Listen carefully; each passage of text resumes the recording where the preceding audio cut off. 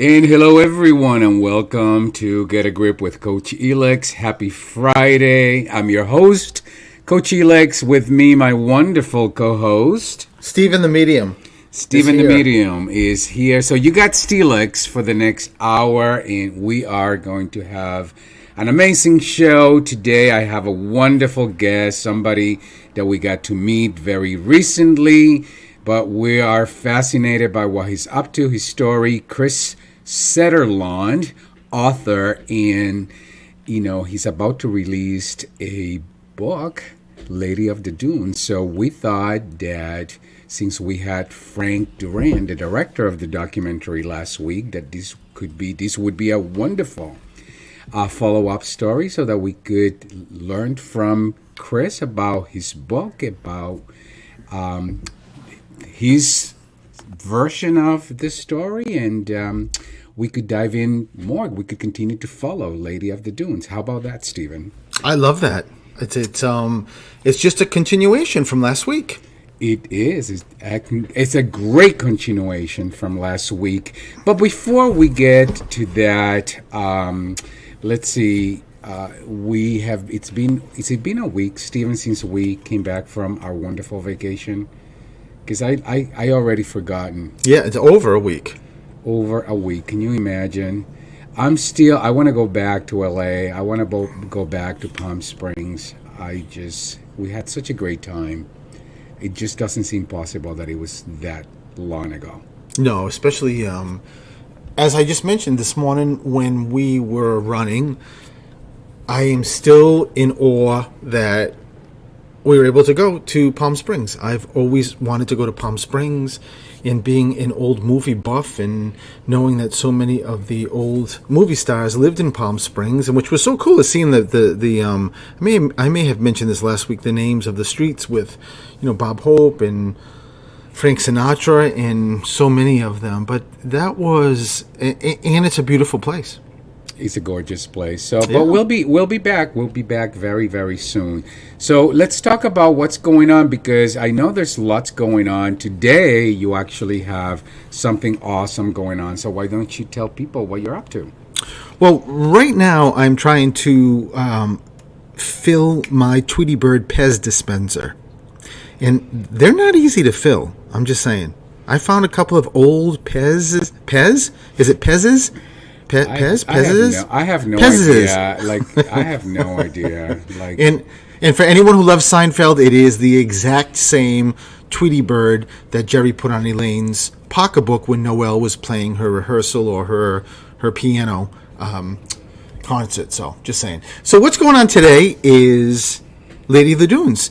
That April 1st and 2nd, the premiere happened, and Cape Cinema loved it so much, and both cinemas in Dennis and in P-Town were sold out, that they asked the producer, Frank Durant, if they could run it for, I think it's 6 or 7 days, and it starts back up tonight, and it's really exciting because Frank's going to be there, I will be there, Christopher, who's coming on, will be there, who, on a side note, is such a great guy, and hopefully all three of us are going to be up taking some Q&As. I think that would be wonderful, because I know there's plenty of questions that people are left with after watching that documentary. And by the way, just like you said, both premieres were sold out, so I'm not surprised that there's more showings, and because the documentary is fascinating. I've said this many times. I watched it twice. I cannot wait to watch it again, because it does keep you at the edge of your seat, and that's why I'm so excited to have Chris today, because I'm really curious to hear his perspective. As he's writing a book, but he wrote the book. He's sort of like along the side with. As Frank was doing the documentary. So I'm really, really interested to see what his perspective is and what the book is going to be about. Yeah, and that there's always differences between a book and a movie or a documentary, so that's really very, very exciting. Well, the book, you have a lot more time, if you will, because the documentary is just 90 seconds. I mean, 90 seconds, 90 minutes. Right. I mean, I think the book, you get to expand on a whole lot that we didn't get to see in the documentary. So very exciting, nevertheless. So aside from that, what else are you up to? What else am I up to? Well, I just finished teaching my intermediate class, a very different mediumship class. That was the first time I have done that and prepared it. It was 5 weeks, and it was the class that when I put up within a day, it was sold out. It was fantastic. And at the end of the class, as I said to you, Elix, there's 11 students, and because I wanted to keep it at 10, and then at the last moment, this cutie wanted to emailed me and said she really wanted to take it, so I added her in, and they made me very emotional at the end. All of the students said and asked if there's going to be a part 2, and they also connected that with, when there is a part 2, they feel as if they should get first right of first refusal. So before I put it on social media, to email them so that they can sign up, and we'll see. We'll see what happens if there's anything open before it even gets advertised. So it was such. I love teaching. The more I do it, the more I love, and it's great. And let's just make a correction in real time. We don't say we'll see what happens. We say what's going to happen. So your next class is going to go as quickly as your first one, as your last few classes. Yes, and Daddy. That's how it's going to go. That's so inappropriate. Mark, can you dump that last part? That's so inappropriate. Mark would never dump me. You calling me a daddy? Listen, well, not you, but Elix. Elix, let me just say that Mark and I are bonded before you. Mark and I, we started our show a week apart. It's going to be 4 years this coming July. And we sat in the conference room pitching both our shows. So Mark and I are bonded.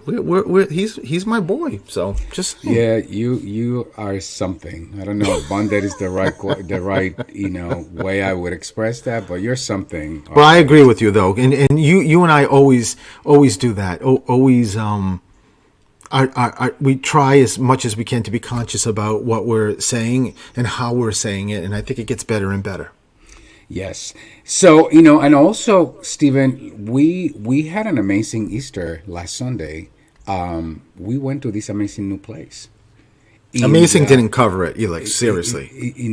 So we live in Cape, for those of you listening for the first time, wherever you're listening from, because I know we get listeners from all over the world, we live in Cape Cod, Massachusetts. So Cape Cod is, an island, part of Massachusetts, and we absolutely love it. I never thought in my life that I come from Puerto Rico, an island, that I would be living my life here in the United States in an island, and we just absolutely love it. So we're new to Cape Cod because we've been here for going into 2 years now. Yeah, well, the November will be 2 years. November will be 2 years. So we're still exploring. There's so much to explore. One of the things we like to do is explore new dining opportunities. And for Easter, I wanted to try this place that had amazing reviews, if you will.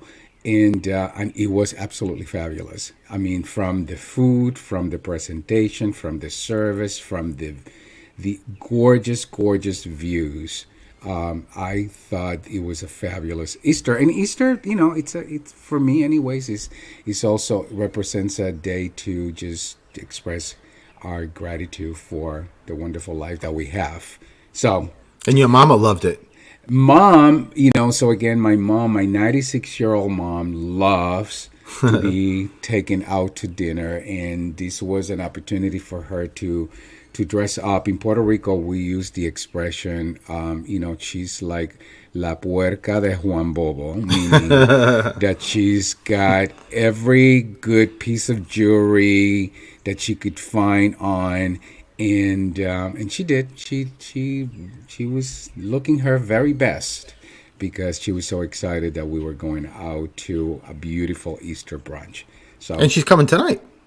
And she's so excited that she's gonna get to come tonight to watch your documentary, to support you. She's so proud of you as well, Stephen.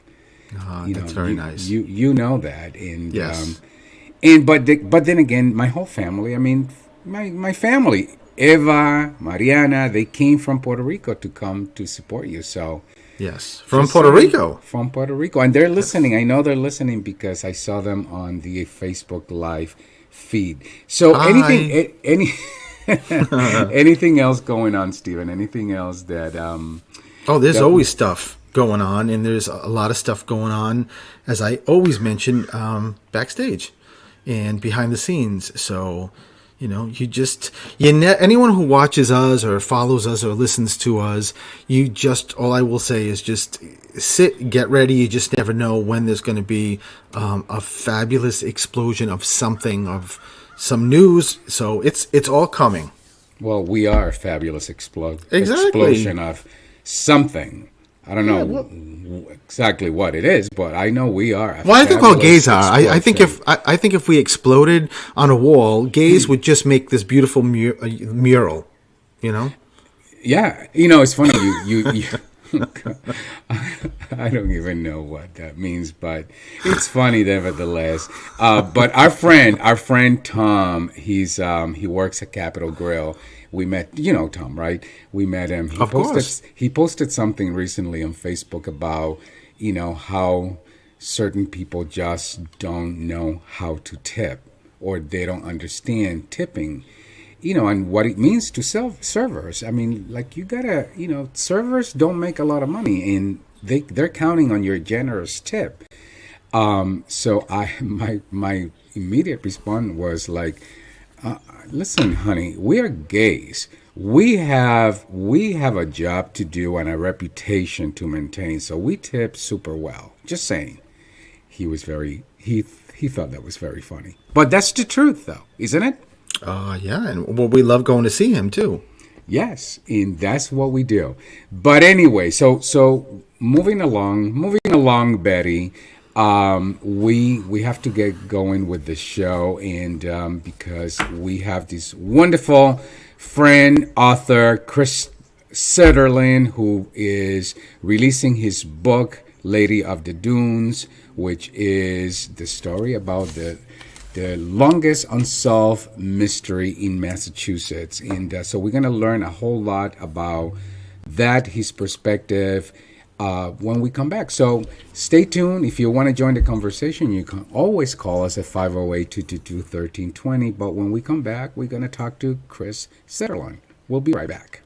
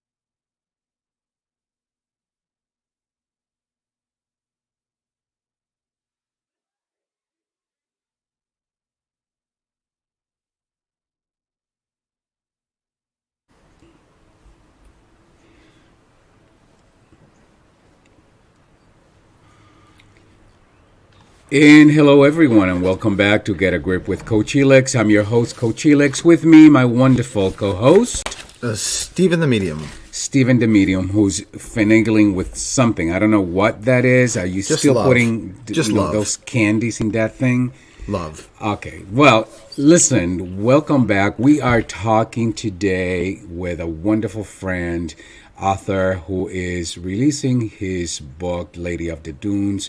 One of the things that you guys know, this show is about inspiring people, inspiring stories that can really inspire you to live your best life. When I first met Chris, I remember, sort of asking him about himself, and he immediately went into, I just love, writing. It's like a passion for me. So, well, today we're going to talk about his new book, Lady of the Dunes, really as a follow-up to the conversation we had last week with Frank Duran, the director of the documentary that has been recently released. Today's also it's a conversation that will inspire you, because it's really about going from passion to reality.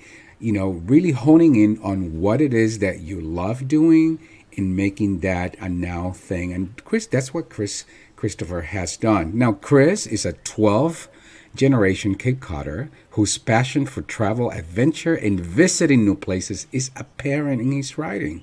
He does his best to share every place he visits with the love of a native and the wonder of a first-time traveler. The Lady of the Dunes will be his 8th book. I didn't know that, Stephen. Although he has other works such as poems, photography, and short stories. So this is a great opportunity to meet our friend and author, Chris Setterlawn. Chris, welcome. Yay. Oh, I'm so glad to be on with you guys. This is such a thrill. Same for us. We are just as glad to have you. So, Chris, we have lots to talk about. Of course, we want to talk about your book and what had you go there, write the book, and where you are with it today and when it's going to get released. But before that, Chris, I want to hone in on what it is that calls you about writing. Why do you say this is my passion? I wanted to be a writer from back when I was in second grade, and I think part of it is the creativity, the creative mind, that everybody has something that they're good at, that they're passionate about, and not everybody acts on it. So for me, I enjoy sharing my passions and hoping that it inspires others to follow theirs, whether that's writing, whether that's something totally different. But let me ask you this: when you say not everyone, because you are absolutely right, we all have passions, right? But not everyone takes decisive action. What was it that makes you say, I'm going to take decisive action about doing something I love? I think that part of it is the desire to be the best version of yourself that you can. And I've always had this idea that I'm meant to do something important in life. And I think everybody is meant to do something important with their life. It's just that not everybody has the time or ability to find what that is. I just was lucky that I kind of had a good idea what I wanted to do when I was young. And I've been blessed with a lot of great family and friends that have supported that. And anytime that I've thought about giving up or stepping away from what I wanted to do, they kind of push me back in that direction and say, no, you're meant to do this, so just keep going. And, for those of you who are listening and you connect with that, and I suspect a lot of people connect with that, Chris. They aspire to do something, there's something that calls to them. They know what that is. They have crystal clarity around what that is, but often they allow the circumstances, right? Whatever that is, life happens for all of us.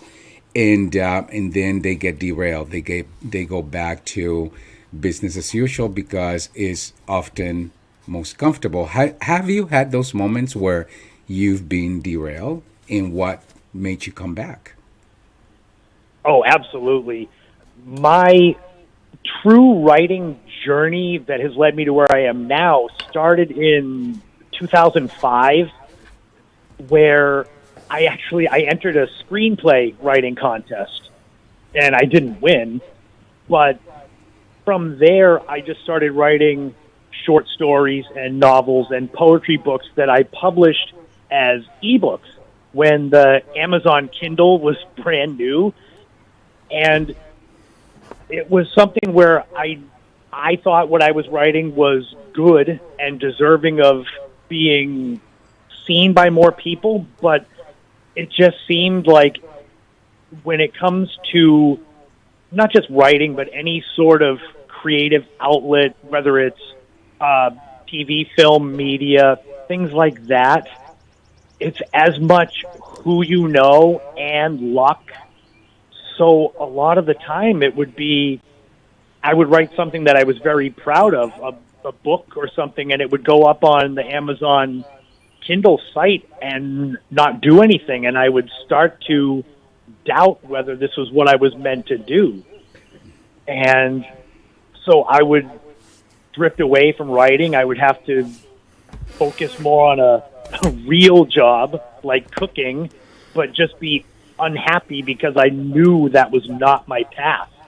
And it was kind of ebbs and flows like a tide, where I'd get more back in, I'd have a new idea for something to write and get passionate about, and if it didn't work, I would drift back into the quote-unquote real world, and it's been an ebb and flow.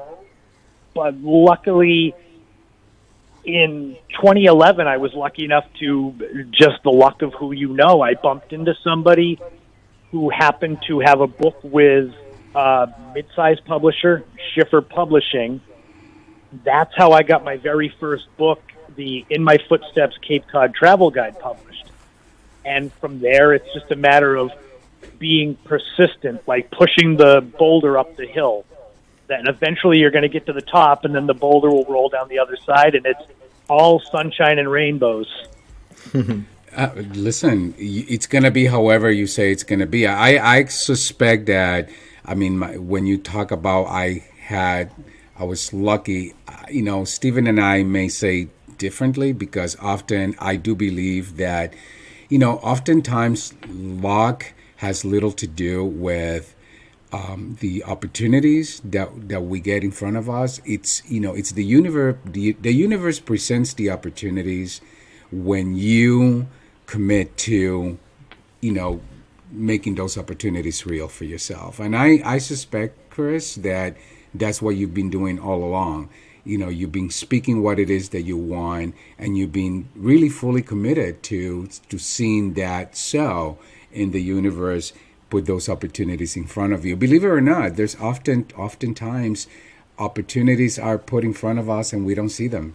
We miss them because we're too busy, giving power to those side conversations, the conversations in the backgrounds about, oh my God, I must not be that good because I'm not getting, that many people interested in something I wrote. Those are conversations that are designed to sidetrack, our progress. Stephen, anything you want to add about that? Yeah. Before we get into the Lady of the Dunes. Yeah, Chris, I'm just so glad that you're here, and there's so many things I want to say, but one of the things, just following up with Elix, is that I always tell people when I do readings that luck, when people say luck, it's as what Elix said, it's just a derivative. It just is a part of your universe, and it's there because you made it go there. You got your universe to go to that direction and move forward. So it's amazing. And with your line of work, as an author, let's just look at the author and not anything else. Yeah, that is so intimidating for so many people that want to write so bad and just have it in them, but just never move forward. So it's incredible that you did that. And I got to tell you, the first day we met you at the cemetery in P-Town, when you talked about the book, Christopher, your energy, your face, your auras were just on fire. Yeah. It was so cool to see. Yeah, there I was there was a clear shift. Go ahead, Chris.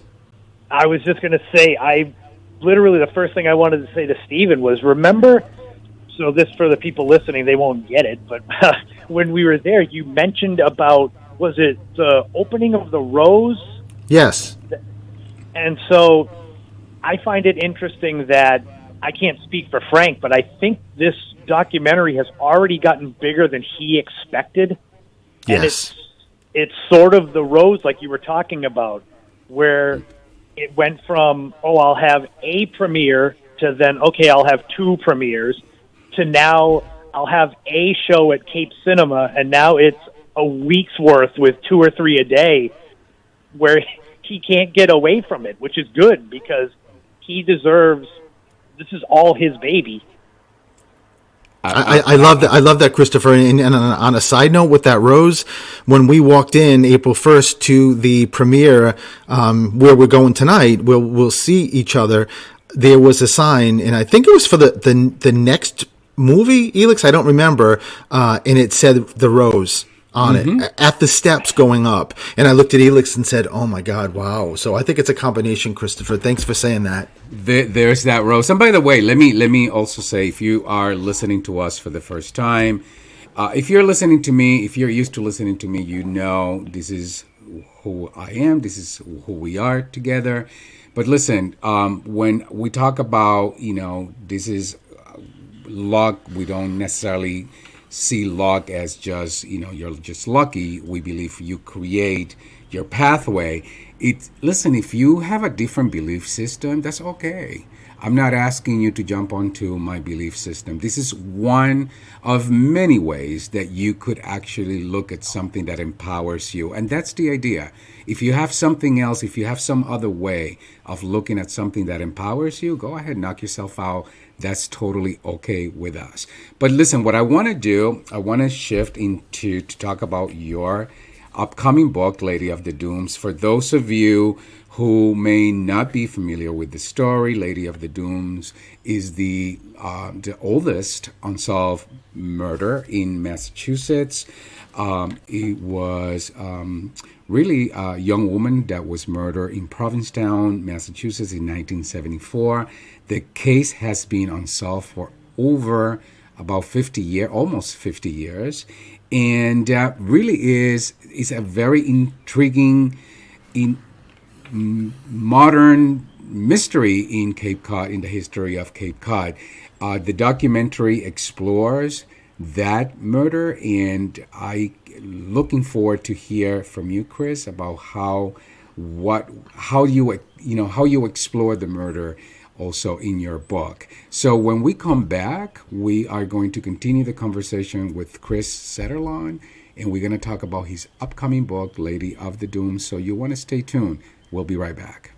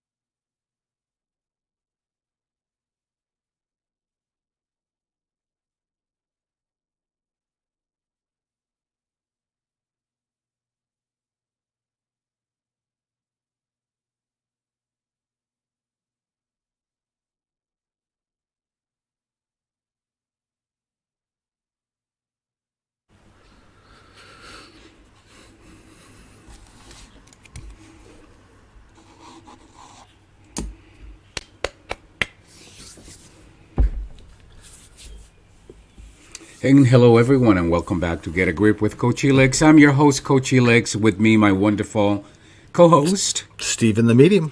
And today we are talking to Chris Setterlawn, who is author and writer of the upcoming book, Lady of the Dunes. Chris, welcome back. Thank you guys so much for having me. You're very welcome. We're so excited that you're here. So last week, Chris, we had our friend, Frank Duran, who's the director of the documentary Lady of the Dune on the show, sharing about the documentary Lady of the Dunes. So why did you decide to write a book of the same name? Oh boy, this is one of those, how long do you got for the story? We got plenty of time. I'll let you know when we run out of time. So, almost a year ago, I got this message on Facebook from someone I had no idea who they were, and it was Frank. And he said, would you like to talk about the Lady of the Dunes? And I kind of was like, I'm not really an expert on it. You know, there might be other people that would be more informed about this to talk to you about. But he had seen my previous works. I've written a lot of Cape Cod history articles. And so his passion is so obvious and evident and infectious that once I actually spoke to him on the phone, and I'm talking 2 hours on the phone, and we decided to meet, it didn't take long because the Lady of the Dunes is a story that I grew up with. I'm a child of the 1980s on Cape Cod. So it was always a story that was there, but for me as a kid, teenager, young adult, there was a disconnect because it's Lady of the Dunes. I have no information about it, but the more that Frank spoke with me and the more he believed that I was the right person to write the book. So at one point, I believe he was told that there was so much to his documentary, so much that couldn't make the actual film, that it would make a great book.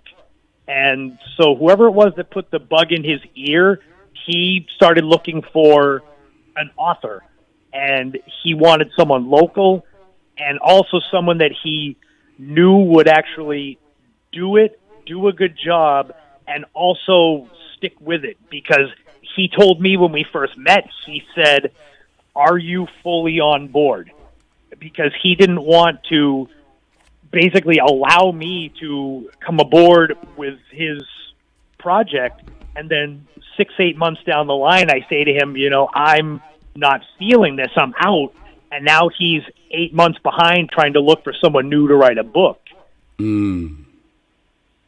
So when it came to why I did it, it was Cape Cod's my home. I'm 12th generation Cape Codder. And this story, it deserves more eyes and ears on it. Even though it's been around, 1974, I feel that it's faded into the background too much, and there's no reason, and I'm sure Frank probably said the same thing, there's no reason why this case should not be solved. Well, I think you say a little bit about this, but let me ask you, how does your book tie into the documentary? So my book is literally what Frank went through. So it begins at the end of his last documentary, which was a Henry David Thoreau documentary. It starts there, and it follows his journey. It's the people that Frank met, including both of you, and it goes through all the ups and downs, some of the roadblocks he faced, and there's so much more information that could not make the documentary, which was what makes me really excited about this book, is that the documentary is awesome. It's amazing, and I can't wait to see it again. But there's so much that's not in there that are things that should be out there that are going to blow people's minds. And so it's similar but different in the fact that I have access to all of Frank's notes, Frank's mind, and so it's going to be much, much more thorough because there was only so much you could fit in a 90-minute documentary. Right. So without giving away any of your book, can you just give us a little something about like what's that one little something that we can expect from the book that we are not seeing in the documentary? Oh, definitely. So I'll try to phrase it without giving too much away. But for the people that have seen the film or haven't seen the film, Frank has an idea of who the real Lady of the Dunes is, what her identity is, where she's from. And when it comes to the book, there's something that came up in October. So Frank filmed the majority of the documentary in April. And things that came up after that are not in the documentary. They're in the book, though. And there's I'm trying to phrase it. So there's a movie that is from the 1970s, very low budget. There's an actress in the movie so Frank was kind of given access to this, where there's one of his connections that said, you need to see this movie because there's someone in this movie that looks like some of the composite sketches of the Lady of the Dunes, and the timeline lines up. Wow. And this actress has now become my obsession because I think that's who it is. I can't speak for Steven, but I think he has seen this movie and knows the actress I'm talking about. Yeah. And so I am trying to dig deeper into finding her, because if I find her alive, then I was wrong. But if I don't find her and she doesn't seem to be anywhere that you can find, I firmly believe that she is the Lady of the Dunes. Wow. That alone, Christopher, makes me want to I want to have that book, so I hope we become VIPs at your own release of the book. Steven, do you have any questions for Chris? Yeah, well, first of all, I had goosebumps when you were just talking, Chris, just like listening to you. And, I think I mean, as you mentioned, we wholeheartedly agree that this documentary is amazing. And I know your book is going to blow people away. And I love the fact sort of projecting that once your book is out and people can access it and read it, what compliment the book is going to be to the movie and vice versa. It's just going to be, if you get the book first, then you're going to want to see the documentary. If you see the documentary, you're going to want to get your book. I mean, because you two are just incredible artists, you and Frank. And it's, and I just love how it's all moving forward, Chris. And, and this is for you, Christopher, that I said to Frank, you, Lady of the Dunes, said this is, and I know you already said this, Chris, but that this documentary and everything that's part of it, including your book, is just going to get bigger and bigger and bigger. And it's just, I'm just so excited. I am too. If you had told me a year ago that I'd be at this point, I'd say there's no way. And now it's sort of like, no, this is how it's supposed to be. Frank and I have talked about this, and I mean, I can't speak for him, but I have said, if the film doesn't solve the murder, if the book doesn't, hopefully somebody sees it and it kind of moves it forward. Because when it comes to me, I've said this from the beginning, I am less interested in who killed her. I am more interested in giving her name back, because the bottom line is, when you get past the legend, when you get past the grisly details of what happened to her, she's a real person who had a family, who had a hometown and friends, and right now she is just an unnamed corpse in a grave that says body found in Race Point Dunes. And everybody as a human at least deserves a name on their tombstone. If that's the least that I can do in helping, then I have done more than enough. That's absolutely inspiring. And that's why we are proud to be part of this production, both through the documentary and our relationship with Frank, and now through you. And, I'm getting to have you as our friend. Chris, we have to take another break, but I'd love for you to stay with us so that we can chat a little more. So if you are okay with that, stay there and we'll be right back. Of course. Awesome. Thank you. We'll be right back.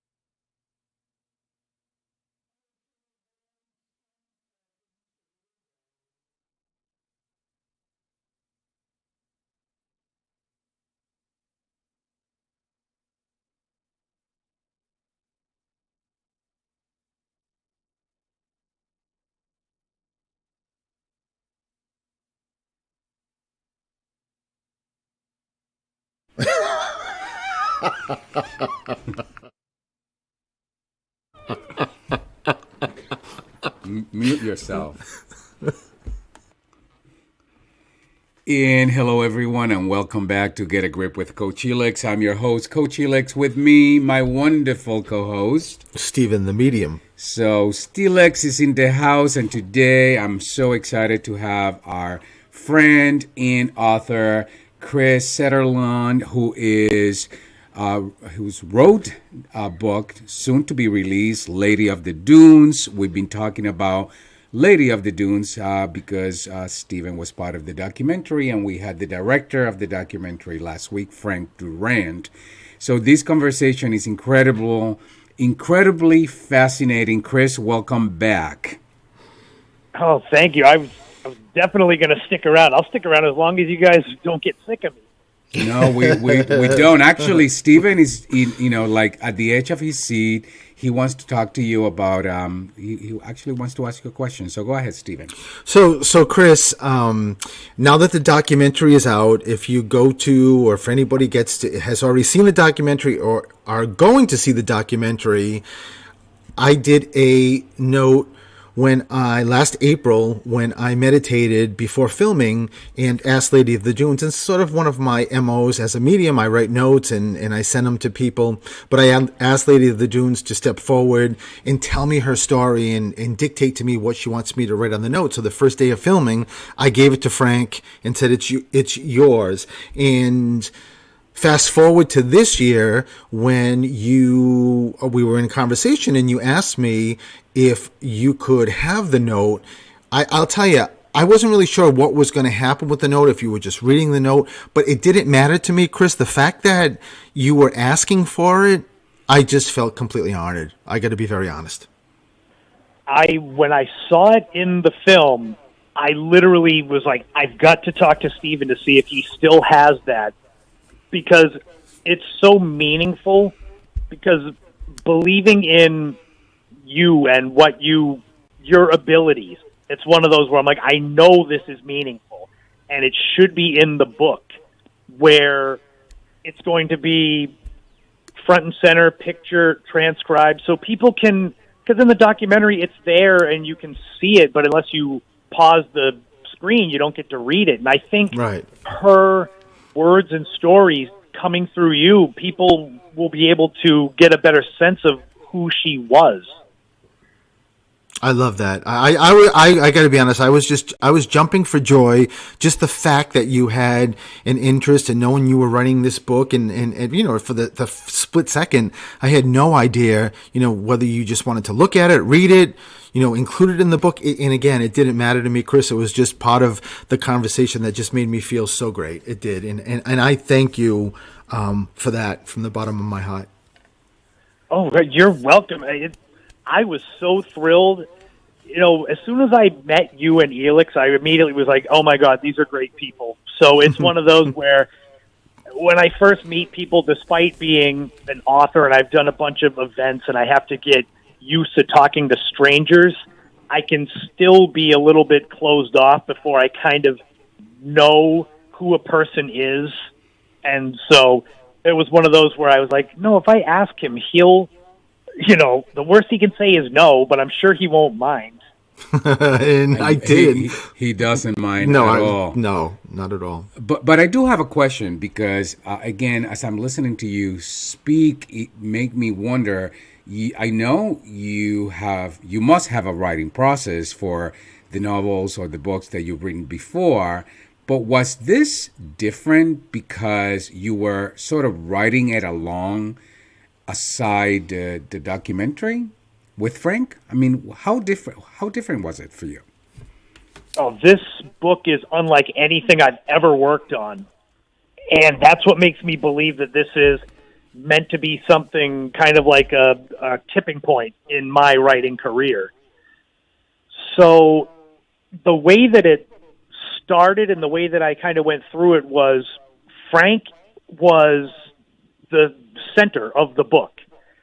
So it was easy in a way where I could literally just say, Frank, what happened on this day? And he would say, okay, I met so-and-so. And then it's up to me to flesh it out, because Frank trusted me that I could do this job. So I would have to ask him. And sometimes he wouldn't know. If I'd say, what did you say to so-and-so when you spoke the first time? And he'd be like, I really don't know. So it was up to me to kind of dig and find things that were relevant, because Frank would say things in passing to him that were just not important. And to me, I say, ooh, that's something that I've got to focus on. And there's things in the book that Frank didn't think were that important until I came back to him with them later. And he's like, wow, I can't believe that I didn't notice that. There's the letters. If you haven't seen the movie, there's letters from a convicted serial killer that Frank corresponded with. And there's something in one of the letters that I caught that Frank by the end of the process, Frank was burned out. He was just burning the candle at both ends. So he's looking at this letter and just like, yep, it's the same stuff I've heard over and over. To me, I was transcribing it for the book, and I caught something in there that potentially connects this serial killer to another cold case. Wow. And I literally had to contact another sheriff's department in New York State and tell them, you might want to talk to this guy about this case. And that if I hadn't paid attention, I would have missed it. And you never know. Wow, that is incredible, incredible. So Frank, listen, I'm thinking about Frank. Chris, circling back to following your passion and taking your passion into reality. For those who are listening and they may have this desire to write a book, but they don't know where to start, what advice would you give them? Well, when it comes to writing a book, I mean, there's so many different ways subjects you can write about. I would say find something that you're genuinely interested in and genuinely passionate about, because the book writing process can be a slog. It can be a lot of writing, research, and editing. So you've got to really be interested in what you're writing about. I think I have told people this too, that you don't have to start by writing a novel the Lady of the Dunes book, the first draft is done. It's 90,000 words. And I've told people that perhaps you want to dip your toe in. Start a blog. That's very easy. You could literally write a 500-word blog about something you enjoy, whether it's an animal or flowers or a sport, and you kind of start from there. You build your confidence up, and you start with something continue, and don't think of it as you need to make or break with the first thing you write, because I sure haven't. I've got hundreds and hundreds of blogs, hundreds of articles that I've had published, and I'm still at the point where I don't feel like I fully arrived, and that's where the Lady of the Dunes book kind of comes in. Mm-hmm. So if you want to write a book, if you want to write for yourself and write things that you like, because you will find an audience for pretty much anything. And then you just never know when the right set of eyes may get on what you wrote, and then it all goes from there. I mean, you both have said that it's not really luck, and I guess I can see that. It's just finding the right set of eyes to get on the skill you have. I call it intention and purpose. So if I know Stephen and I cannot wait to get our hands on your book, but how can people learn more about Lady of the Dunes, the book? Where can they find it once it's released? Is it going to be hardcover, paperback? Is there going to be an audio version? What's the answer? So right now, I have finished the first draft, and I actually have a New York Times best-selling author who is kind of being my eyes and ears as far as seeing how it looks. And I'm working on getting a publisher, because with this book, I could get it published by a mid-sized publisher, but I feel like I'd be selling this short. I'm looking to get it seen by the biggest possible market there is. And so, yeah, I would love a hardcover version. I would love an audio book. I would love it to be a movie at some point where the main character is Frank and his journey through what happened with this book, and just kind of counterbalance that with flashing back to the 60s and 70s in Provincetown. I have thought about this a bit, about it being a movie, because sometimes I feel like I've been living in a movie for the last year. No, nothing wrong with that. In fact, that's what you need to do. That's how you envision, your future, in not as someday, somehow, but as a now thing. Chris, if people want to find you, where can they find you? So you can find me anywhere on social media. Twitter, it's Chris Setterland. Instagram, Christopher Setterland. I'm on YouTube, same name. My website is ChristopherSetterland.com. And, I have a podcast, the In My Footsteps podcast. I believe episode 62 that came out last month is an interview with Frank when we're driving to the cemetery to meet with you guys. So it's a fun conversation as we pass by places that were in the documentary, and we're both like dogs seeing squirrels as we drive up there. That's awesome. Chris, we are so happy that you were able to join us. We are even happier that we got to meet you, that you've become a friend, and we're fans. We are fans. We're fans. Actually, I was going to say we're family. So this will be a long-lasting relationship. We will be cheering you along the way. And we'll see you tonight. And we'll see you tonight. Thank you for being here, Chris. Thank you so much. I was just going to say I'll see you guys tonight. Oh, we will be there. We'll be looking forward to seeing you. We'll be there with bells on. What was that? I was going to say, Stephen, are you going to be part of the Q&A with Frank? That is the goal, is you, me, and Frank. That's what I was going to say, because Frank said he wanted me to be a part, so it would be better with three of us. Yeah, the Three Musketeers. It's good. Well, listen, thank you so much. We've come to the end of the show, so I appreciate you being here with us, and we look forward to getting your book. Thank you, Chris. Thanks, Chris. Thank you so much, Elix and Stephen. I will see you guys tonight. Yay. Oh, bye-bye. And Stephen, we've reached the end of the show, so anything you want to say to complete our show today? Oh, wow, that's so powerful, to complete. Well, just that you can find me at Stephen the Medium no matter where you look.